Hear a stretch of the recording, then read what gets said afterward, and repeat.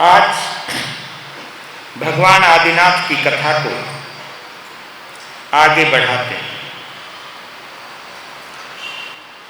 इस धरती के आदि सम्राट भगवान श्री ऋषभ देव ने 20 लाख पूर्व कुमार अवस्था में व्यतीत की और 63 लाख पूर्व 63 लाख पूर्व लोकनायक के रूप में संघ समाज संचालक के रूप में नीति नियम निर्माता के रूप में व्यतीत की। ये जो भी कुछ हमारे सामने परिष्कृत चमत्कृत करने वाली जितनी भी घटनाएं मौजूद हैं, इन घटनाओं के जो प्रथम निर्माता हैं, जो इतने शानदार भवनों में हम बैठे हैं, इन भवनों के जो आदि निर्माता हैं वो कौन है? भगवान आदिनाथ। जो भी तुम बन ठन के चलते हो, जो तुम सुंदर सुंदर वस्त्र आभूषण पहनते हो, इस सारी संरचना के जो रचनाकार हैं वो भगवान आदिनाथ है। जब भी तुम सोचो ना कि मैं ऐसा, मारो मकान ऐसो, मारी दुकान ऐसी, मारा ऑफिस ऐसा, क्योंकि आजकल तो आंखें चुंधिया जाती हैं, लेकिन हम ये भूल जाते हैं कि जो भी कुछ उभरता हुआ वातावरण है, जो भी भौतिकता की चकाचौंध है, इसकी कोई तो आदि निर्माता है। जो तुम्हारा कंप्यूटर माइंड चलता है, तुम्हारे लिखने में, लिपि में, पढ़ने में, गणित में, अस्सी मस्सी कृषि, जो भी विद्याएं हैं जो जीवन को संरक्षित करती हैं, सुरक्षित करती हैं, इन सभी विद्याओं के कोई प्रथम शिक्षक हुआ है, कोई प्रथम अध्यापक हुआ है, तो वो कौन? भगवान आदिनाथ। इसलिए जीवन के हर श्वास को उनके लिए कृतज्ञता के रूप में जरूर ज्ञापित कीजिएगा। जो भी कुछ हूं मैं, भगवान आदिनाथ की वजह से। और हमको ये इतना जो सुनहरी जिन शासन मिला है, इस शासन के प्रथम अधिष्ठाता, प्रथम निर्माता भगवान आदिनाथ है। चाहे सामाजिक हो, चाहे पारिवारिक हो, और चाहे आध्यात्मिक हो, इन सभी चीजों के, इन सभी वस्तुओं के जो आद्य प्रेरक है भगवान आदिनाथ। और मैं तो समझ नहीं पा रहा हूं कि मैं अभी तक भगवान आदिनाथ की कथा से क्यों नहीं जुड़ पाया। तब इस सवाल का एक जवाब मिला कि समय से पहले और भाग्य से ज्यादा मिलता ही। तो इसलिए वडगांव शहर के आंगन को कभी भूलूंगा नहीं।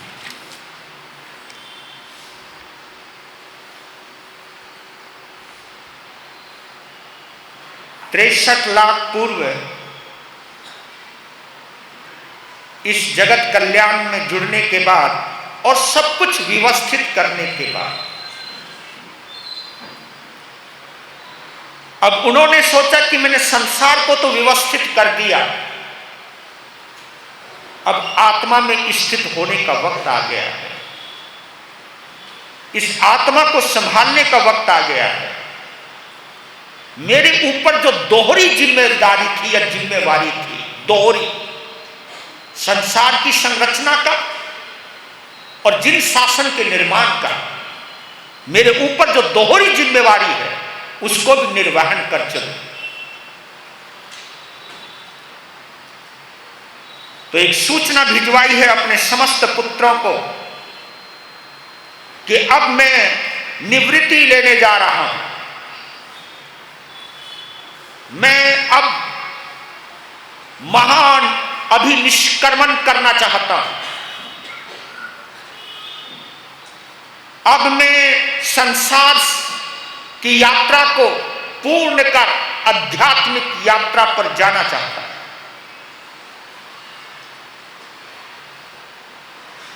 भगवान की ये वाणी समझ नहीं पा रही। सभी पारिवारिक सदस्य और सभी पुत्र दौड़े दौड़े चले आए। कहा कि ये अभी निष्क्रमण क्या है? कहा है कि अभी तक मैं महलों में रहता हूं, सिंहासन पर बैठता हूं, ताज पहनता हूं, तुमसे मिलता हूं, तुमसे बोलता हूं, तुम्हें देखता हूं, तुम्हें संभालता हूं। अब मैं आत्मा को संभालने जा रहा हूं। ये संसार तुमको सौंप रहा हूं, ये राज्य तुमको सौंप रहा हूं।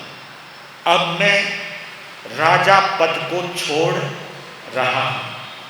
इस पद पर स्थान स्थान पर सभी को सुपुर्द करना चाहता हूं। मैं अपनी सांसारिक जिम्मेवारियों का निर्वहन करके आगे की यात्रा पर जाना चाहता हूं। तो ये शब्द सुनते ही भारत सहित, बाहुबली सहित 100 पुत्र और उनके सभी सदस्य, उनकी आंखों में आंसू आए। क्या हमको अपने पिताश्री का विक्षोभ, वियोग सहना पड़ेगा? भरत ने आग्रह किया, हमें न जाओ छोड़ के।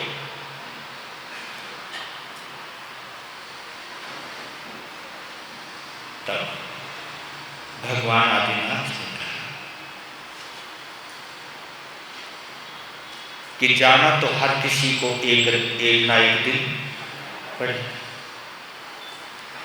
क्योंकि अगर हम मिले हैं तो बिछड़ेंगे, अगर हमारा जन्म हुआ है तो मरेंगे। लेकिन मैं मरने से पहले जिन कर्मों की वजह से मुझे बार बार mरना पड़ता है, जन्म लेना पड़ता है, मैं उन कर्मों का ही खात्मा करना चाहता हूं। मैं अब दोबारा पैदा नहीं होना चाहता।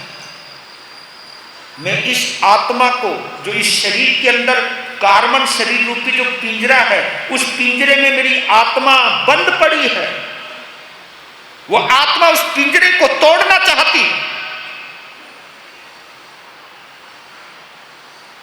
भरत, बाहुबली, मेरे इस शरीर में जो आत्मा है उसका असली घर ये शरीर नहीं है। इस आत्मा का असली घर सिद्धालय है, जहां जन्म मरण की श्रृंखला टूट जाती है। भगवान का ये उद्बोधन सुनते ही सभी नतमस्तक हो गए। तो भगवान आदिनाथ ने अयोध्या का राज, क्योंकि आपको मालूम है इस अवसर्पणी काल में किसी नगरी का पहला नामकरण किसका हुआ? विनीता। अयोध्या नगरी का पहला नाम विनीता है। क्यों हुआ इसका नाम? क्योंकि जिस वक्त ऋषभ देव की ताजपोशी हो रही थी, क्योंकि अभी तक कुल परंपरा थी, कुल परंपरा का अंत आ गया और राज्य व्यवस्था का श्री गणेश हो रहा था। राज्य व्यवस्था यानी किसी व्यक्ति को राजा बनाना था। राज्य व्यवस्था जो राज्य नियम, संविधान, कानून के आधार पर, नीति के आधार पर जो चलना था, उस राज्य व्यवस्था का श्री गणेश हो रहा था। तो उसका श्री गणेश हुआ था भगवान आदिनाथ से, यानी प्रथम राजा बने थे। और राजा बनने के बाद ही सब कुछ व्यवस्थाओं को व्यवस्थित किया था। सभी कुछ लोगों के जीवन जो पूरी तरह आधारित थे कल्प वृक्षों पर, उनको आत्मनिर्भर बनाने की एक व्यवस्था का निर्माण किया था भगवान आदिनाथ ने, कि जो कुछ पहले किसी की मेहरबानी से होता था, अब वो तुम्हें खुद करना पड़ेगा। इसको कहते हैं आत्मनिर्भरता। स्वयं कीजिए, और स्वयं करने का सामर्थ्य है तुम्हारे अंदर। अब वक्त आ गया है अकर्म भूमि को कर्म भूमि में बदलने का। तो उन्होंने उस व्यवस्था को बड़े शानदार तरीके से कहा कि तुम सब सक्षम हो, तुम संभालो राज्य को, मैं संभालू आत्म साम्राज्य को। तुम संसार को संभालो, मैं आत्मा को संभालू। तो विनीता नगरी का नाम इसलिए पड़ा, जिस वक्त उनका राज्याभिषेक हो रहा था, लोगों को जल तो डालना था सिर के ऊपर, लेकिन लोगों की हिम्मत नहीं हुई। वो इतने विनम्र थे कि वो अपने पानी के कलश भगवान ऋषभदेव के चरणों पर डालने लगे, झुके हुए। तो वो जो सब झुके हुए थे, तो विनीत मुद्रा के अंदर थे, विनीत मुद्रा में थे। तो इसलिए उस नगरी का नाम क्या पड़ा? विनीता नगरी। और फिर एक नाम और पड़ा, अयोध्या। अयोध्या का मतलब क्या? वो आंगन, वो मिट्टी, वो प्रांगण जहां कभी कोई युद्ध नहीं हुआ। अयोध्या बिना युद्ध के हुआ, और वहां पर श्री राम भी हुए। जब राज्य गद्दी दी गई राम को, कैकेयी ने अड़ंगा लगाया, तो अयोध्या के अंदर ही रामायण की रचना हुई। और रामायण की क्या रचना हुई? यही फर्क है भैया। रामायण और महाभारत में, महाभारत की रचना हस्तिनापुर में हुई थी भैया, और रामायण की रचना, महाभारत में रामायण में क्या अंतर है? एक जगह एक दूसरे के लिए त्याग किया जा रहा है।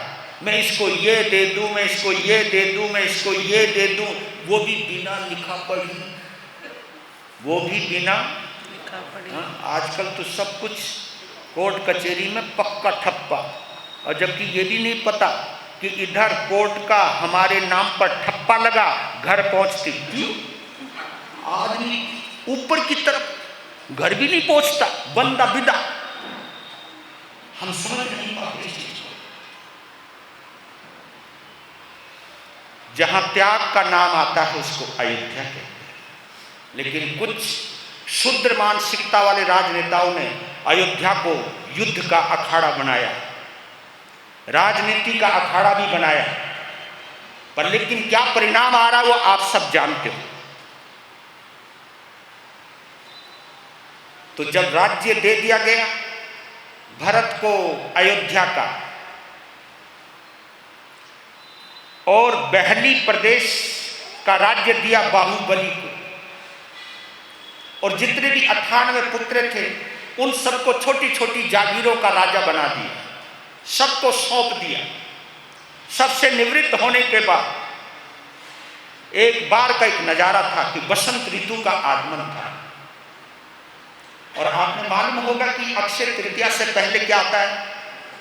बसंत ऋतु आती है। तो बसंत ऋतु के अंदर सभी लोग, क्योंकि बसंत ऋतु उसको कहते हैं जब पूरी प्रकृति जनमानस मस्ती से भर जाता है, खुशी महकने चहकने लगती और सभी को खुशियां मनाते हुए देखकर राजा ऋषभदेव सबके मुस्कुराते हुए चेहरे देख रहे हैं, उनकी खुशियों का अंदाज देख रहे हैं, उनके मुस्कुराने का अंदाज देख रहे हैं, तो सोचने लगे कि ये कितने आनंद में हैं, क्या आनंद इससे आगे भी है? तब उनको सर्वार्थ सिद्ध विमान में जो आनंद की महासागर था उसके भी दर्शन हुए, पर लेकिन उन्हें ये भी पता चला कि सर्वार्थ सिद्ध विमान से भी जो आनंद है उससे भी अनंत गुना आनंद मेरी आत्मा में छुपा हुआ है।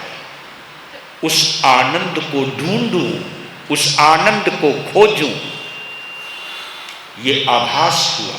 और एक दिगंबर ग्रंथ हैं हरिवंश पुराण और पौंचर्य, उसके अंदर एक घटना भी भगवान ऋषभदेव के वैराग्य का कारण बनी। वहां नीलांजना नाम की एक नर्तकी नृत्य कर रही है, नीलांजना नाम की नर्तकी नृत्य कर रही है और नृत्य करते करते वो इतनी मस्त हो गई, झूमते झूमते इतनी मस्त हो गई, अचानक चक्कर आया और वो वहीं पर मर गई। सोचने लगी कि इस नर्तिका को देखकर सब लोग तालियां भी बजा रहे थे और इसके नृत्य पर सभी मोहक अंदाज में मोहित भी हो, लेकिन ये तो गई।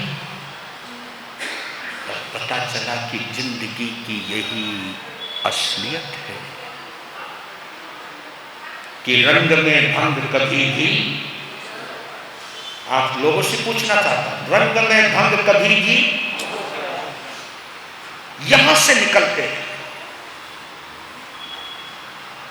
और इतने में ये भाव आए अंदर, नव लोकांतिक देव सारस्वत आदित्य वन ही वरुण गर्दितोये तुषित अव्याबाद आग्नेय और रिष्ट, ये नव लोकांतिक देव प्रकट होते हैं,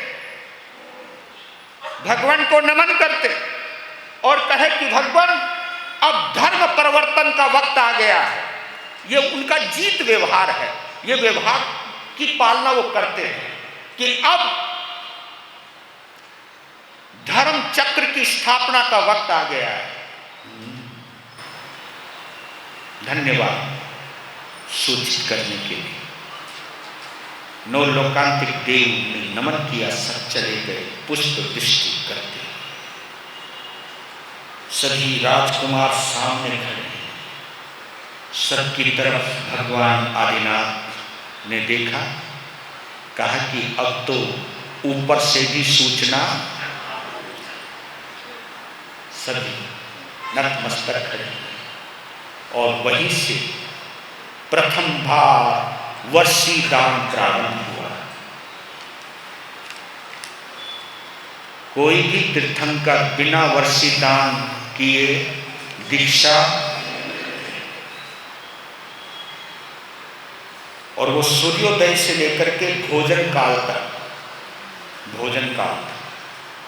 ये भी बड़ा गजब का संदेश। तुम्हारे लिए भोजन का काल कौन सा? पहली बात तो तुम्हारा कोई है ही भोजन काल है।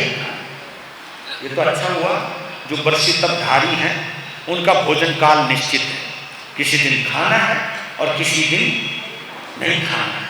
लेकिन भोजन काल जानते हो आप कौन सा? सूर्योदय से लेकर के, कोई नौकाशी करता है, कोई पहर करता है, तो ये पहर के बाद जो वो भोजन काल होता है, यानी एक पहर कई 1.5 पहर तीर्थंकर क्या देते हैं? वर्षी। इधर सूर्य निकलता है, उधर वर्षी दान देना प्रारंभ होता है और हर रोज 1 करोड़ 8 लाख स्वर्ण मुद्राओं का दान होता है।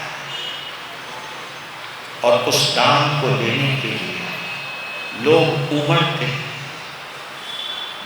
आपको एक गहरी बात बताऊं? क्या पता कि हमारे में से कोई ना कोई ऐसा तो होगा जिन्होंने प्रथम तीर्थंकर से लेकर अंतिम तीर्थंकर बनने वाले भगवान महावीर में से किसी न किसी तीर्थंकर से हमने भी तो वरदान लिया।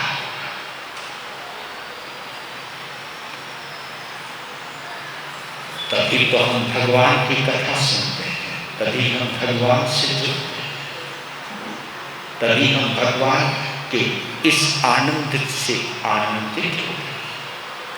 अगर यह है तो यह बड़ा सौभाग्य है। पता नहीं वो वर्षीदान हमको अभी तक जिन शासन से जोड़ रखा है, ये जोड़े हुए हैं। इसलिए हृदय से बोलिए भगवान आदिनाथ भगवान ने की। वर्षीदान पूरा हुआ। एक वर्ष में 3 अरब 88 करोड़ और 80 लाख का वर्षीदान संपन्न हुआ। और वर्षीदान के बाद चैत्र कृष्णा अष्टमी का दिन आता है। ये आखिरी दिन था और समस्त लोग भगवान की अभिनिष्क्रमण यात्रा में उपस्थित होते। उस वक्त उग्रवंश जो उन्होंने स्थापित किया था भगवान ने, उग्रवंश, भोगवंश, राजन्यवंश और क्षत्रिय वंश, इन चारों वंशों के 4000 क्षत्रिय, उग्रवंशी, राजन्यवंशी, भोगवंशी, ये समस्त राजा उपस्थित हुए, अनुयायी हुए। वो भी भगवान के साथ दीक्षा लेने के लिए तत्पर हुए, चल पड़े। और जब पहुंचे हैं वाटिका के अंदर अशोक वृक्ष के नीचे, उस वक्त खड़े होकर के और साथ में सभी 4000 दीक्षा लेने वाले मुनिराज सब इकट्ठे हुए हैं। और सभी के बीच में भगवान आदिनाथ ने अपनी दीक्षा का एक मंत्र पढ़ा है, सावज्जम जोगम कचखामी। आज मैं समस्त सावध्य योग का त्याग करता हूं, प्रत्याख्यान ग्रहण करता हूं, नियम स्वीकार करता हूं। जैसे ही दीक्षा धारण करी वैसे ही भगवान ऋषभ देव को चौथा ज्ञान मन है प्रिय ज्ञान प्राप्त होता है। सब लोग लौट चले 4000 मुनियों के साथ। ऋषभ देव आगे बढ़े, यात्रा शुरू।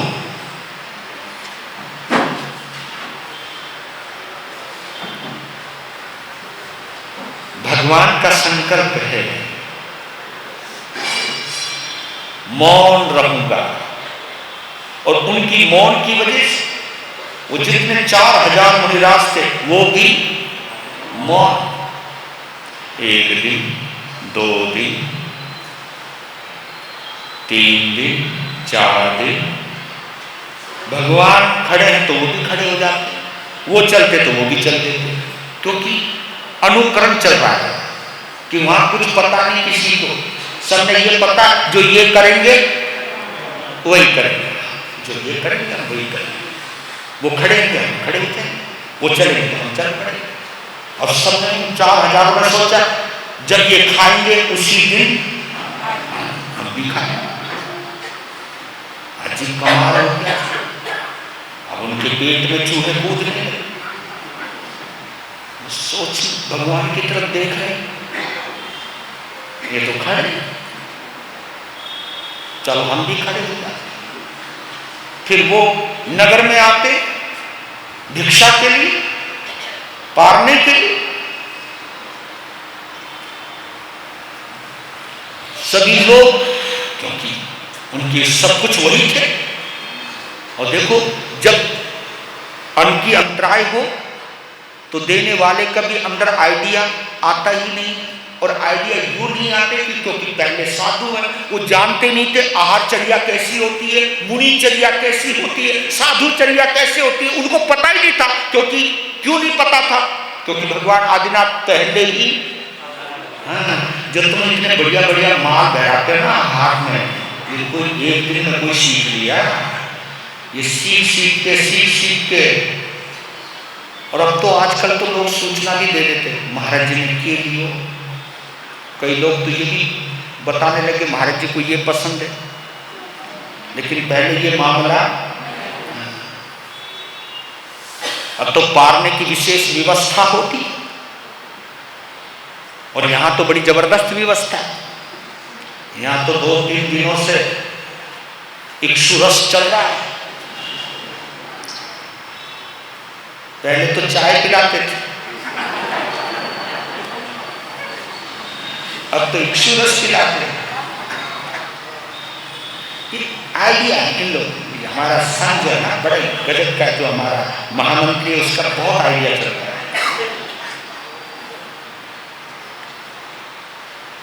कोई उनको सोने चांदी हीरे ज्वारात लड़कियों को सजा, अरे वो भी ये भी नहीं सोचा कि जिन चीजों को छोड़कर ये आगे वो दोबारा कोई लेंगे, पर लेकिन अंतर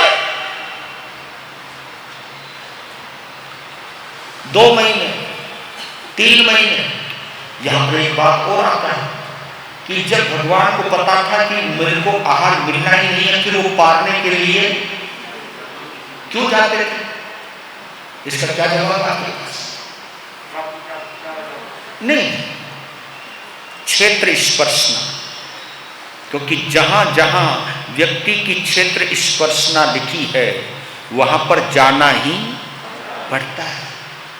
क्षेत्र स्पर्शना, आप ये मत समझना कि आप मुंह उठाए और चले आए, यहां की क्षेत्र की।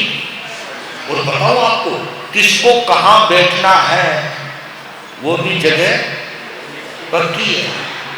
नहीं तो यहां पर भी ऐसे लोग, भाई मैं आगे वालों का तो कुछ कह नहीं सकता, क्योंकि कईयों ने कब्जा ही कर रखा हो कि यहां मैंने ही बैठना है। पर लेकिन जिस दिन जिसको जहां बैठना है उसको वहीं पर उस दिन जगह मिलती है ना। मेरी भी जगह थोड़ी सी पक्की हो रखी है, पर कब तक? ये क्षेत्र की स्पर्शना, काल की स्पर्शना, और आपने किस दिन क्या सुनना है ये भी स्पर्शना आपके साथ, और मैंने किस दिन क्या बोलना है ये भी स्पर्शना, शाब्दिक प्रश्ना स्पर्शना, सब कुछ अधिकांश मुझे लगता है ये सब नियोजित है, प्रायोजित है। 2 महीने 3 महीने कच्छ और महाकच्छ, ये 2 विशिष्ट राजा हैं। कच्छ और महाकच्छ सुप्रीमो है, उन 4000 के वो सुप्रीमो है। ये राजा पारिवारिक सदस्य हैं भगवान ऋषभदेव के। वो एक दूसरे को देखते, भगवान जाते कुछ लेते तो है नहीं, कहते भी नहीं कि हमको ये चाहिए, क्योंकि मौन है। तो एक ने कहा, कच्छ ने महाकच्छ को, तू ही बोल दे। ओ बोलना नहीं, जैसा भगवान करे, मौन है। अच्छा, 4 महीने बीत गए, पेट में कुछ गए यार। वो सोचने लगे, हमने तो सोचा था कि इनके प्यार में हम साधु बनेंगे तो कम से कम हमें संभालेंगे। जब हम गृहस्थी में थे तो कोई भी छोटी सी प्रॉब्लम आती थी तुरंत संभालते थे, और यहां अंदर दंड पेड़ रहे। कौन? चूहे, नजर नहीं आता। चल देखिए मेरे बंधु, उस वक्त कई पंथों का निर्माण, कच्छ और महाकच्छ ने कहा कि इनमें तो हिम्मत है, अब हमारी हिम्मत। तो कहते कि 5-6 महीने के बाद जंगल में जाते थे, कभी गांव में आते, कभी जंगल में, तो साधना तो जंगल में। अब किसी के आगे पके हुए फल, गन्ने, पानी, जब भूख और प्यास लगे तो हर चीज को हम ललचाई नजर से देखते। तो उस वक्त कच्छ ने कहा भाई, तो संत बाने में रहते हुए उन्होंने थल को हाथ लगाया, तो एक आकाशवाणी हुई, तुम श्रमण हो, साधु हो, तुम इनको हाथ नहीं लगा सकते। अगर इनको हाथ लगाना चाहते हो तो जो बाना पहन रखा है इस बाने को बदल लो। भूखा मरता क्या नहीं करता। उस वक्त लोगों ने वो बाना उतारा, वलकल धारण किए, किसी ने पेड़ के पत्तों को धारण किया और उन्होंने आहार करना शुरू किया। वहां से इतने मत चलने लगे, और लेकिन वो 4 के 4,000 उन्होंने कपड़े बदल लिए, यानी जीवन की चर्या बदल ली, लेकिन भगवान को नहीं छोड़ा। चलते थे और माफी मांगते थे कि हम कायर हैं, आप महान हैं, हम कायर हैं, हम नहीं रह पाए, आप विजेता हैं, धन्य है, महिमा गाते रहे। और समय बीत गए 1 साल के ऊपर। उसी के बीच में कच्छ और महाकच्छ के 2 बेटे थे, नमी और विनमी। जिस समय दीक्षा महोत्सव हुआ था वो कहीं और गए हुए थे। वो जंगल में भटकते हुए जब आए और उन्होंने अपने पिताजी को देखा, दोनों ने, कच्छ और महाकच्छ को, कहा कि ये क्या, ये तो राजा थे, ये तो फटे पुराने, कोई पत्ते लपेट रखा है, किसी ने कुछ कपड़े पहन, कोई कुछ वलकल धारण कर रखा है। कहा पिताश्री, तुम तो राजा थे, तुम भिखारी कब से बन गए, तुम ये क्या रूप बना रखा। तो वो बताए, जब तुम गए थे तब हमने दीक्षा ली थी आदिनाथ जी के साथ, हम कुछ कायर निकले। फिर उन्होंने अपनी दास्ता बताई और उनके दान, जो राज्य का दान दिया था, लोगों को सबको राज्य बना दिया था। कहा कि हमारे हिस्से का राज्य कहाँ है, क्योंकि वो सब कुछ हो चुका, और जो कुछ मांगना है तो जो साधना कर रहे हैं उनके पास जाओ। और इतना कहकर के वो तो कच्छ और महाकच्छ ध्यान में खड़े हो गए। नमी और विनमी चले, जहां भगवान आदिनाथ साधना कर रहे थे वहां पहुंचे। कहा कि नमस्कार, हमको दो अपना अधिकार, हमको राज्य दो, हमने क्या बिगाड़ा। भगवान साधना में तल्लीन है, बोले नहीं। लेकिन उस वक्त नमी ने कहा कि चाहे हमें राज्य मिले ना मिले, लेकिन भगवान का साथ हम छोड़ेंगे नहीं। कभी तो आंख खोल लेंगे, कभी तो बोल लेंगे, साथ में रहे। और उन्हीं की भक्ति में रहते थे, वहीं रहते थे।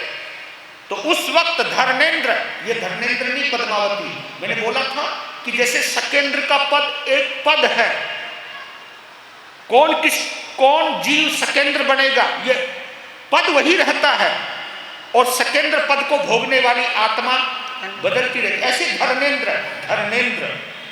धर्मेंद्र भगवान आदिनाथ के भक्त हैं।